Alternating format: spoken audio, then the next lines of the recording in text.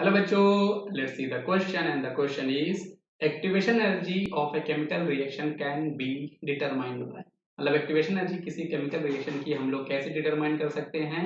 तो इस क्वेश्चन का सही जवाब हमारे पास क्या है बेटा, ये हम देखते हैं। तो ऑप्शन हमारे पास गिवन है बेटा, ए है evaluating rate constant at two different temperature, evaluating velocity of reaction at two different temperature, evaluating rate constant at a standard temperature, या फिर option number D changing concentration of reactant.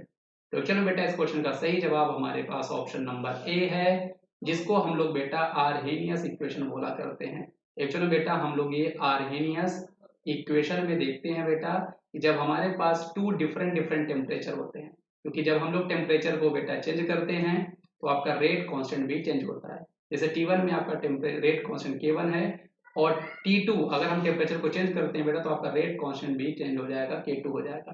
Basically होता क्या, अगर हम temperature को बढ़ाते हैं तो आपका रेट कांस्टेंट बढ़ जाता है, लेकिन क्वेश्चन का जो आपका एक्टिवेशन एनर्जी है बेटा वो आपका नहीं चेंज होने वाला।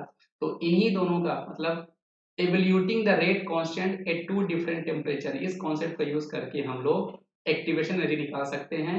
और उसका लिए हम यूज करते हैं बेटा आरएनएस इक्वेशन। आपका फॉर्मूला होता है बेटा log K2 by K1 is equal to EA by R।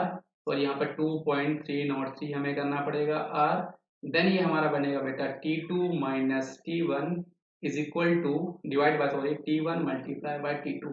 तो आप इस फॉर्मूले का यूज करके बेटा हम लोग एक्टिवेशन एनर्जी का फाइंड कर सकते हैं। तो आई होप आपको ये कॉन्सेप्ट जो बेटा समझ में आया होगा।